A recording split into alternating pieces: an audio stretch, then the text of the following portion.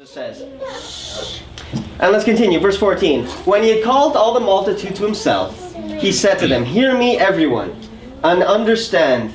There is nothing that enters a man from outside which can defile him. But the things which come out of him, those are the things that defile a man. If anyone has ears to hear, let him hear." It's what comes out of you that defiles you, not what goes in. You're going to realize, and we're going to keep on reading, that the disciples don't understand what he's saying. All right, so let's keep reading, because that's what they're going to ask him. When he had entered a house away from the crowd, his disciples asked him concerning the parable. What does it mean?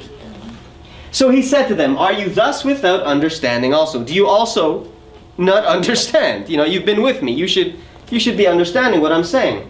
Do you not perceive that whatever enters a man from outside cannot defile him?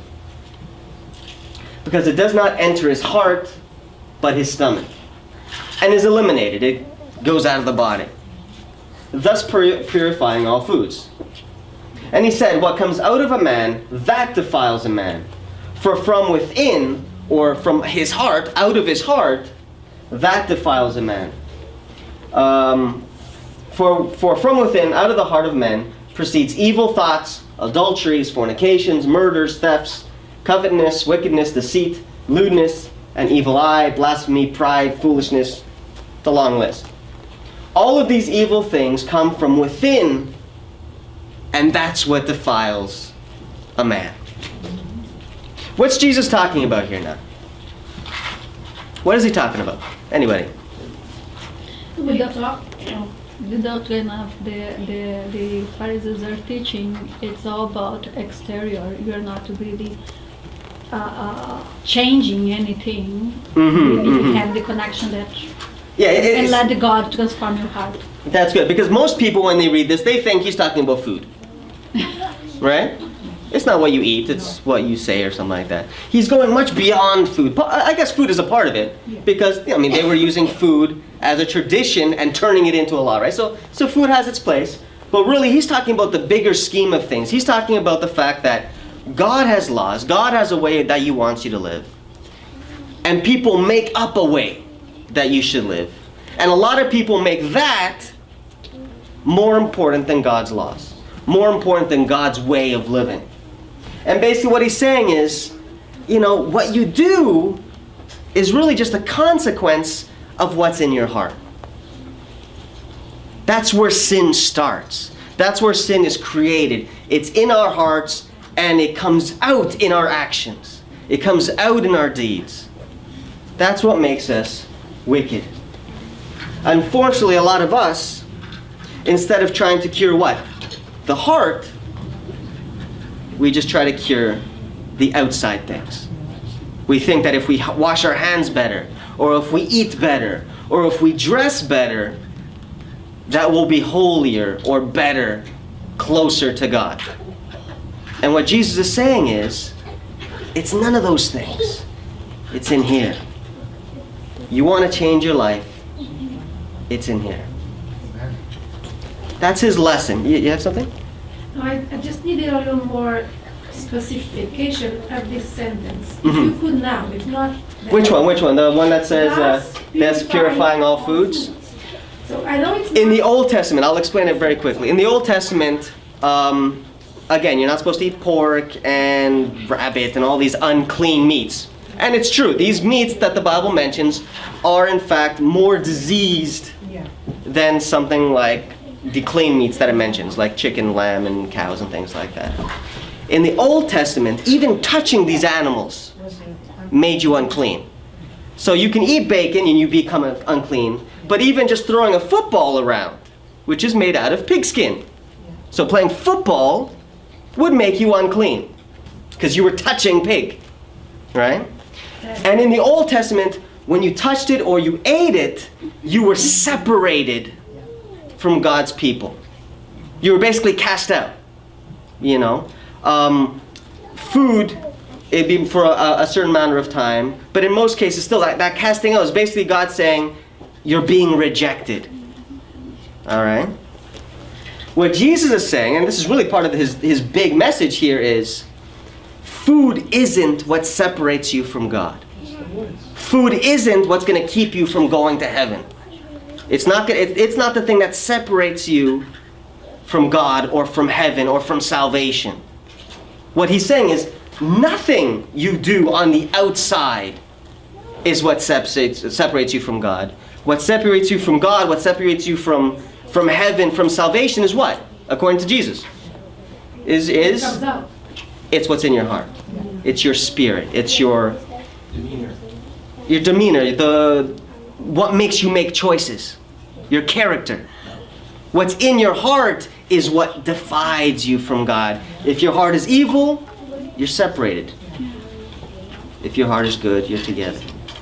The food and the washing and all those other things, that's all physical things. It's health and safety. There are consequences if you eat the wrong thing. If you eat something that's spoiled, you're going to suffer in your stomach. Yeah. You're not going to die from it. It's not going to affect your spiritual. Again, the Bible is completely true when it says that there's clean and unclean meats. These unclean meats carry diseases that even when you cook, it doesn't leave the meat.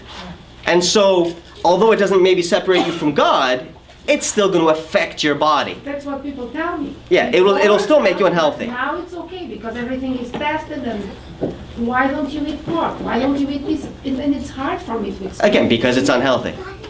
But that goes with everything in health. Yeah. All right? It's still unhealthy now. It's still unhealthy. It's, the bacteria still doesn't die. So let's continue on, though. Let's continue on. Sure. Jesus has given us the message now. And the message basically was, it's what's in your heart, it's not what's on the outside.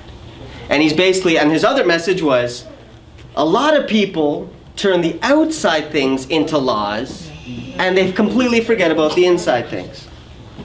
Mark is classic for this. Mark, what it likes to do is, it has Jesus telling us a message, and then it shows us a very physical example of that. So something in Jesus' life that actually explains it. And that's what we're going to read now, all right? So right after he does that sermon, we continue reading. From there he arose and went to the region of Tyre and Sidon.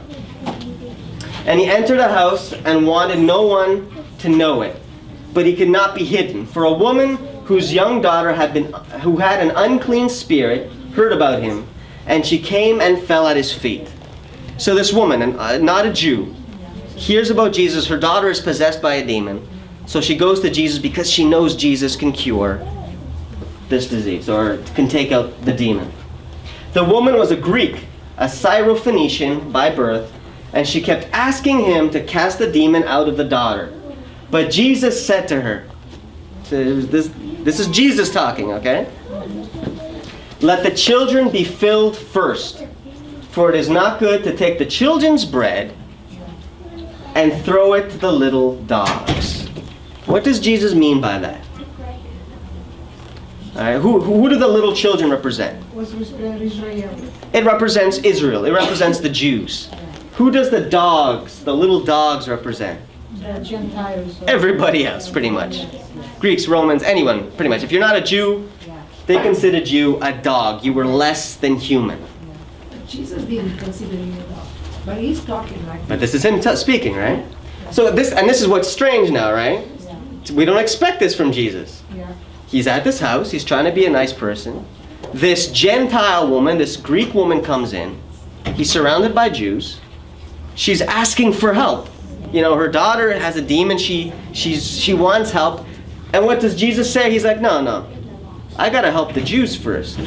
If I have time, if crumbs fall off the table, then maybe I can heal your daughter.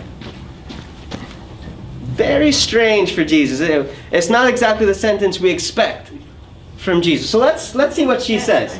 And she answered and said to him, "Yes, Lord. Yet even the little dogs under the table eat from the children's crumbs." She agrees with him. I realize that you don't, because you're a Jew, you don't see me as being worth anything. But even dogs eat crumbs that fall off the table. Let's keep reading before we explain it. Then he said to her, "For this saying, go your way, the demon has gone out of your daughter." And when she had come to her house, she found the demon gone out and her daughter lying on the bed. The daughter was cured. All right, what's Jesus doing now? What is he doing when he says this sentence here? When he talks about, you know, you're just a dog. What is he doing there? Testing her? Testing her? He's testing her, but he's also doing something else. What is he He doing? was trying to show the faith of the Gentile woman to the people Yeah. of Israel. He was doing that, but he was doing something more. This is Jesus being, again, we always think of Jesus being a very serious, you know. He's not like that. What's Jesus doing here? Who do you expect to say something like this? The The Jews. Jews, Not just the Jews, the Pharisees, the leaders, the elders, the people that really did think they were better than everyone else. In fact, there was probably some Pharisees there because they like to follow him around, always testing him. And so you can imagine Jesus sitting there, you know, all these Pharisees and elders and stuff. This woman comes in. and they were This woman comes in, says, you know, please help me. And Jesus says, you're a Gentile, you're a dog. I'm going to be here with my Jews. It would probably be the first time that the Pharisees would be like, amen. Finally, we have something in common with this Jesus. See, what Jesus is doing here is he's pretending. He's pretending to be like them. Right? What he's doing is he's taking their traditions, which is exactly what he talked about in the last little story there. He's taking their traditions and acting the way that they want him to act. Making their traditions laws and pushing away God's laws. That's what he's doing. So he's being the perfect, you know, Pharisee at this point. Right? But the lady has faith. the lady was humble and faithful because she answered back to him. She has Doesn't faith. matter if you got, And she accepts it. She's like, you know what? I'm not worth. I'm not worthy of anything. I am a dog. I am lower than anybody. That's why I need your help. And that's exactly what Jesus is looking for. This woman, who's a Gentile, for one thing, she's not even Jewish. She's a woman.